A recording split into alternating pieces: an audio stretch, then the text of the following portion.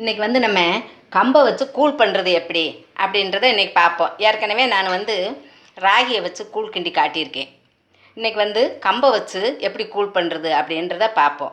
இப்போ வந்து வெயில் காலமாக இருக்குது, அதனால் இப்படி ஐட்டம் சாப்பிட்டாதே நம்மளுக்கு உடம்புக்கு நல்லாயிருக்கும். இன்றைக்கி வந்து நம்ம கம்மங்கூழ் செய்கிறது எப்படின்னு பார்ப்போம். மிக்சியில் நான் வந்து கம்பை வந்து முன்னாலேயெல்லாம் கம்பு வந்து சுத்தம் இருக்காது. இப்போ வந்து நல்லா சுத்தமான கம்பு பாக்கெட்டில் இருக்குது. அந்த கம்பை வாங்கி 2 மணி நேரம் ஊற வச்சு சுத்தம் பண்ணி எடுத்து வச்சுருக்கேன். இப்போ வந்து நம்ம மிக்சியில் ஓட விட்டு கொஞ்சம் ரொம்பையும் நைஸாக ஆட்டிடாதீங்க, ரொம்பையும் குறகுறப்பாக வேண்டாம். சும்மா அந்த ரவை பதத்துக்கு ஆட்டி நம்ம ஒரு 4 மணி நேரம் புளிக்க வச்சுருவோம். இப்போ வந்து மிக்சியில் வச்சு ஓட விட்டு நம்ம கம்பை எடுத்துக்கிடுவோம்.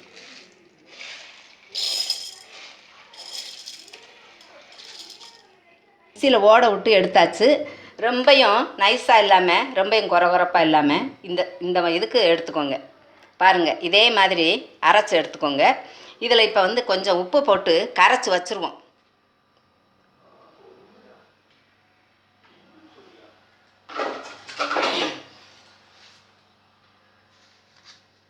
நான் வந்து டம்ளர்கிட்ட 2 டம்ளர் கம்பு வந்து 2 டம்ளர் எடுத்திருக்கேன். உப்பு இவ்வளோ போடுறேன், 1 ஸ்பூன் உப்பு போடுறேன். போட்டு நல்லா கரைச்சி வச்சுருவோம்.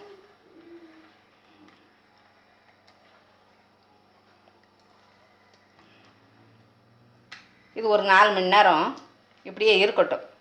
அதுக்கப்புறம் நம்ம கூழ் கிண்டுவோம். பாருங்கள், கம்மங்கூழுக்கு கம்பு அரைச்சி வச்சு இப்போ 5 மணி நேரம் ஆச்சு. நல்லா புளிச்சிருச்சு. இப்போ வந்து இதை கூழ் கிண்டுறது எப்படின்னு பார்ப்போம். அதுக்கு மண்பானையில் இது 2 கப்பு கம்பு எடுத்தேன். அதுக்கு நான் 5 கப்பு தண்ணி வச்சுருக்கேன். தண்ணி வச்சு அது ஊற்றுனதுக்கப்புறம் கொஞ்சம் ஒரு டம்ளர் தண்ணி இதெல்லாம் கழுவி திரும்ப அதில் ஊற்றி கிண்டணும். அதுக்காக நான் இப்போ ஃபஸ்ட்டில் வந்து 5 கப்பு வச்சுருக்கேன். இது 2 கப்பு கம்பு வந்து நம்மளுக்கு 2 கப்பு, அதனால நான் 5 கப்பு வச்சுருக்கேன். ஒலை காயட்டும், அதுக்கப்புறம் நம்ம கம்மங்கூழ் கிண்டுவோம். தண்ணி நல்லா கொதிச்சிருச்சு. இப்போ நம்ம கம்பை ஆட்டி புளிக்க வச்சுருந்தோம்ல, அதை நல்லா கிண்டி விட்டு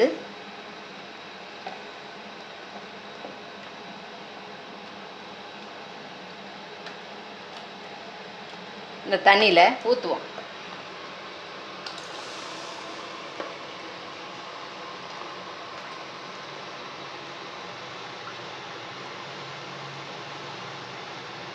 ஏற்கனவே நம்ம உப்பு போட்டு தான் கரைச்சி வச்சோம், அதனால் இப்போ உப்பு போட வேண்டாம். ஃபஸ்ட்டே நம்ம உப்பு போட்டோம். நல்லா கொதிச்சு வேகட்டும். இதையும் கொஞ்சம் தண்ணி விட்டு நல்லா இருக்கிற மாவையும் உள்ள அலசி ஊற்றி விட்டுருவோம். மாவெல்லாம் நல்லா கொஞ்சம் தண்ணி விட்டு கழுவி உள்ளே விட்டுருங்க. நல்லா கிண்டி விட்டுக்கிட்டுருங்க. கொஞ்சம் நேரம் வேகட்டும். நல்லா வேகணும். கொதித்து வெந்ததுக்கப்புறம்தான் அதில் ஒவ்வொன்றும் அரிசி இருக்கும், கம்பரிசி. அந்த கம்பரிசி நல்லா நம்மளுக்கு வேகணும். அடுப்பை நல்லா சிம்மில் வச்சுக்கோங்க.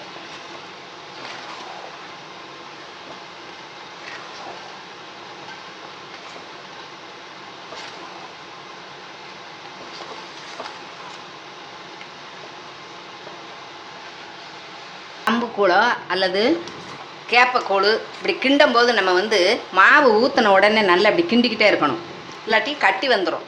அதனால் அது கொதித்து வேகிறது வரையிலும் இப்படி கிண்டி விட்டுக்கிட்டே இருந்தோம்னா நம்மளுக்கு கட்டி விழுகாது.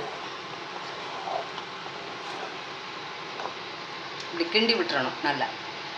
நம்மளுக்கு கம்பு கூழ் வெந்துருச்சான்னு பார்க்குறதுக்கு இதில் இப்படி தொட்டு பார்த்தா தெரியும். நம்மளுக்கு வந்து தண்ணியை இப்படி தொட்டு பார்த்தோம்னா அந்த கூழ் வந்து கையில் ஒட்டாது. அப்போ நம்மளுக்கு வெந்துருச்சு. இப்போ வந்து நம்ம இறக்கிடலாம். இறக்கி மூடி ஆற வச்சுருவோம். ஆறுனதுக்கப்புறம் கொஞ்சம் எடுத்து மோர் விட்டு அல்லது தயிர் விட்டு கரைச்சி சாப்பிடுவோம். கம்பில் கூழ் காய்ச்சி இப்போ 5 மணி நேரம் ஆயிடுச்சு. இப்போ வந்து நல்லா ஆறிடுச்சு.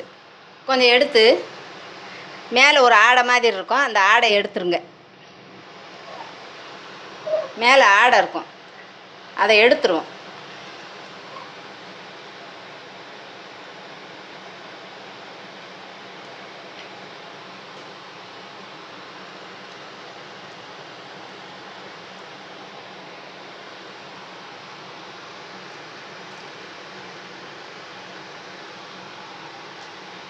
எடுத்துட்டு இப்போ கொஞ்சம் கூழ் எடுத்து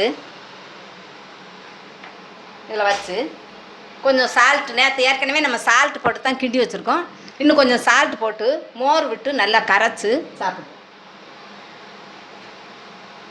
கொஞ்சம் சால்ட் போடும்.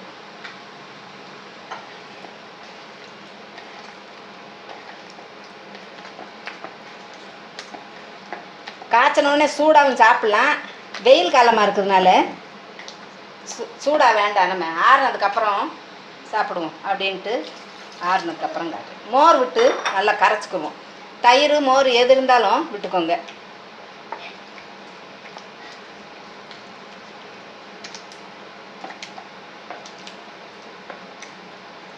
நல்லா தண்ணியாக கரைச்சிக்கோங்க.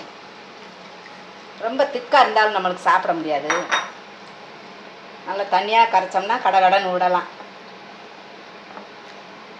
அதுக்காகத்தான் தண்ணியாக கரைக்க சொல்கிறேன்.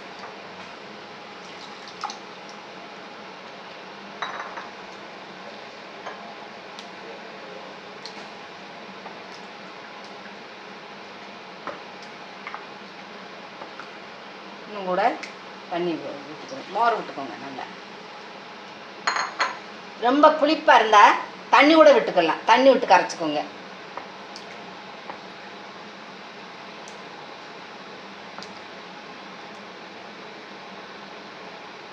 உப்பு இருக்கான்னு டேஸ்ட் பண்ணி பார்த்துக்கோங்க. உப்பு போட்டு நல்லா கரைச்சிட்டு இன்னும் கொஞ்சம் உப்பு போட்டு இன்னும் கொஞ்சம் சால்ட்.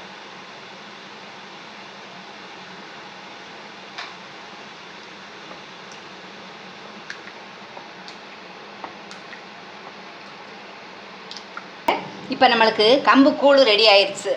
நான் தொட்டுக்கிறதுக்கு வந்து ஊறுகாய், மோர் வத்தல், வெங்காயம், சின்ன வெங்காயம் அல்லது புளித்தொக்கு எதுனாலும் தொட்டுக்கலாம். நல்லா அருமையாக இருக்கும். நீங்கள் வந்து இதே மாதிரி வெயில் காலமாக இருக்கிறதுனால இதே மாதிரி செய்து சாப்பிடுங்க. இது வந்து மீதி இருக்கிறத வந்து நம்ம அடிக்கடி எடுத்து வேண்டிய நேரத்தில் சாப்பிட்டுக்கலாம். இதில் தண்ணின்னு எதுவும் ஊற்ற வேண்டாம். இப்படியே மூடியை போட்டு மூடி வச்சுருங்க. இது புளிக்க வச்சு காய்ச்சினதுனால 3 நாளைக்குனாலும் அப்படியே கெட்டு போகாமல் இருக்கும். அதனால் இது வேறு எதுவும் செய்யாதீங்க. இது எடுத்து அப்பப்போ எடுத்து மோர் விட்டு அதை தயிர் விட்டு கரைச்சி சாப்பிட்டுக்கோங்க. நீங்களும் கம்பு கூழ் செய்து சாப்பிட்டு பார்த்துட்டு உங்கள் ஃபீட்பேக் எழுதுங்க. நன்றி.